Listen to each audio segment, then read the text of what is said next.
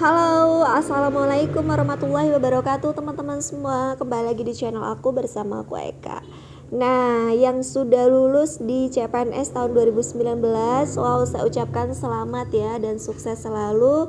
Kali ini pasti lagi mempersiapkan pemberkasan. Nah, teman-teman, kali ini aku mau berbagi informasi yang penting banget terkait pemberkasan dan upload data di SSCN.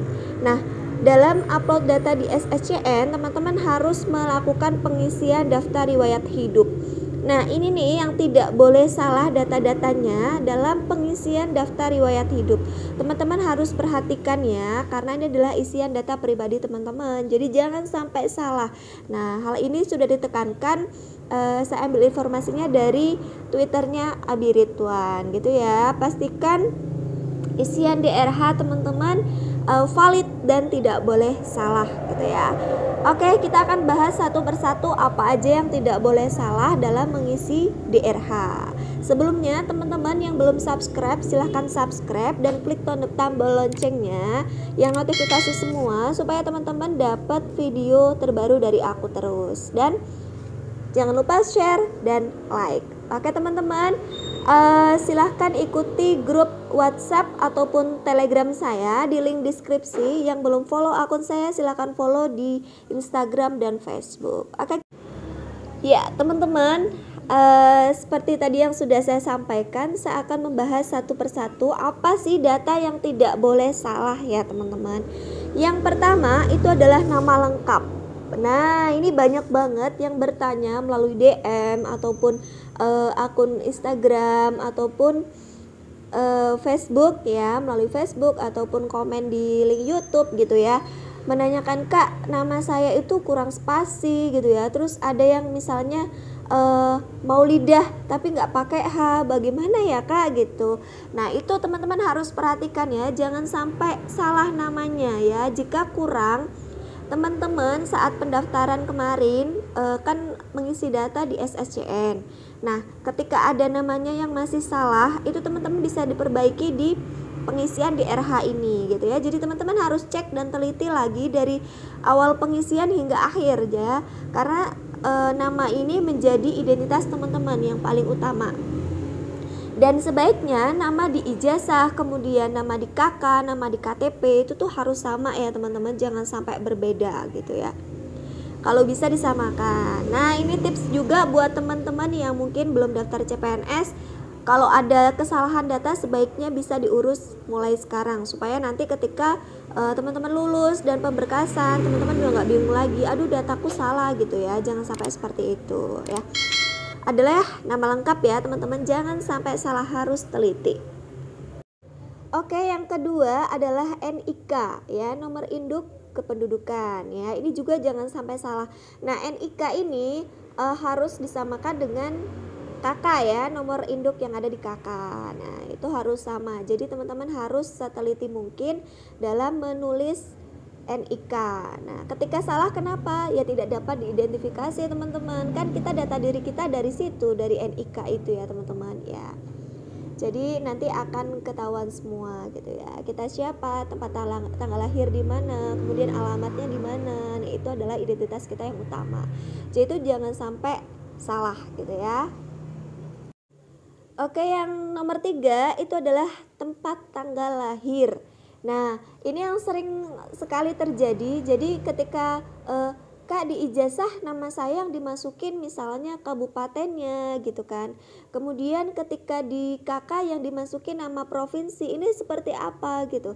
Nah, ini kalau bisa disamakan teman-teman. Nah, jadi ketika teman-teman ada salah data di awal itu nggak apa-apa, kemarin disampaikan oleh BKN, teman-teman bisa memperbaiki di DRH ini. Nah, jadi di daftar riwayat hidup teman-teman sesuaikan, samakan. Kalau di ijazah mencantumkan nama kabupaten misalnya ya, Tulang Bawang ya, ataupun provinsinya gitu ya, Lampung, boleh teman-teman di DRH ini disamakan saja ya, diperbaiki. Nah, itu jangan sampai salah tempat tanggal lahir kabupaten atau kota ya.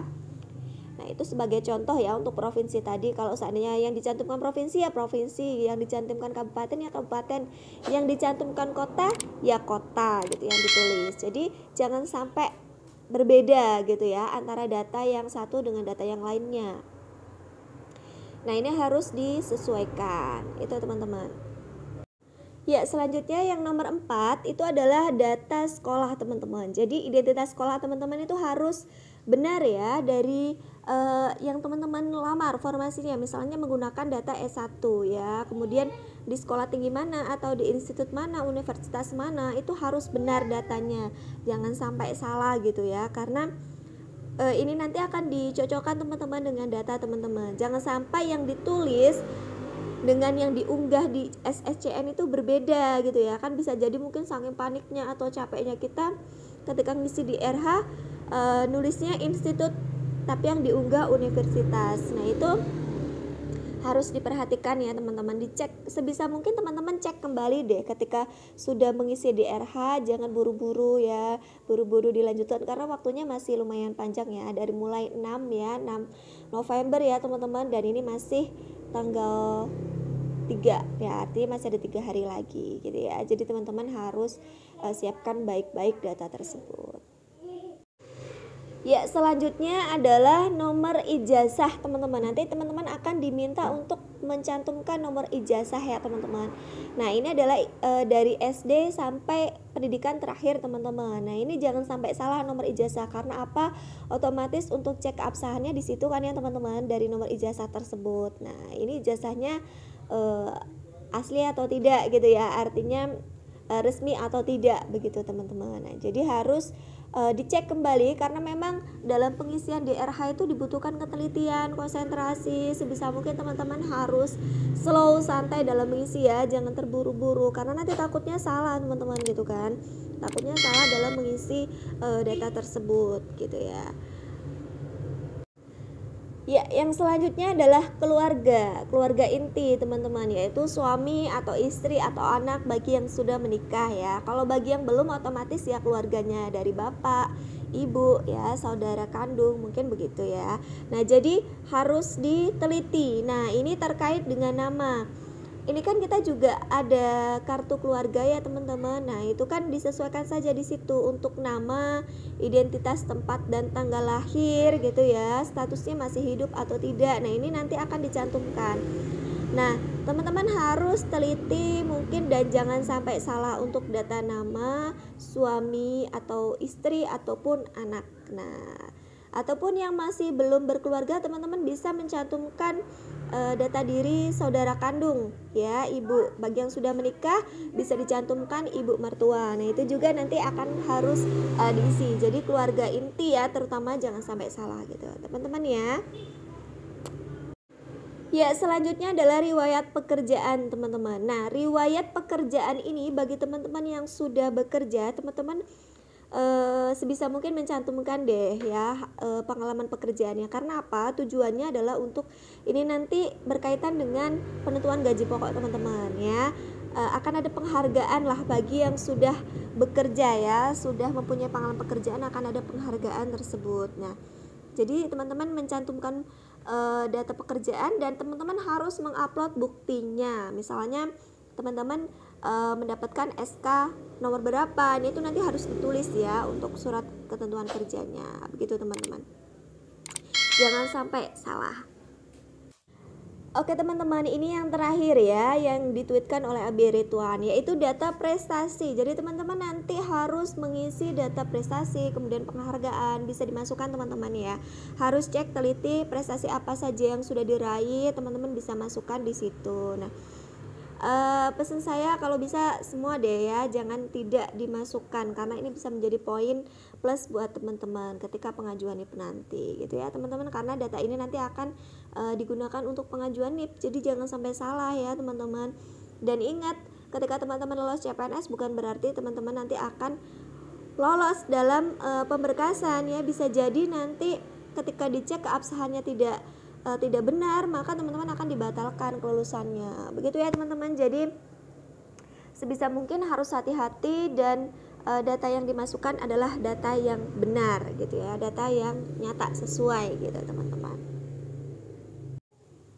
Oke teman-teman, mungkin itu share dari saya, cukup sekian, semoga bermanfaat. Saya doakan teman-teman lancar dalam pemberkasannya hingga akhir dan mendapatkan NIP dan menjadi PNS ya, atau ASN. Oke. Begitu dulu teman-teman, semoga bermanfaat. Mohon maaf jika banyak salah. Yang belum subscribe silahkan subscribe, like, and share ya teman-teman. Juga bisa ikuti grup di link deskripsi. Oke, terima kasih. Wassalamualaikum warahmatullahi wabarakatuh.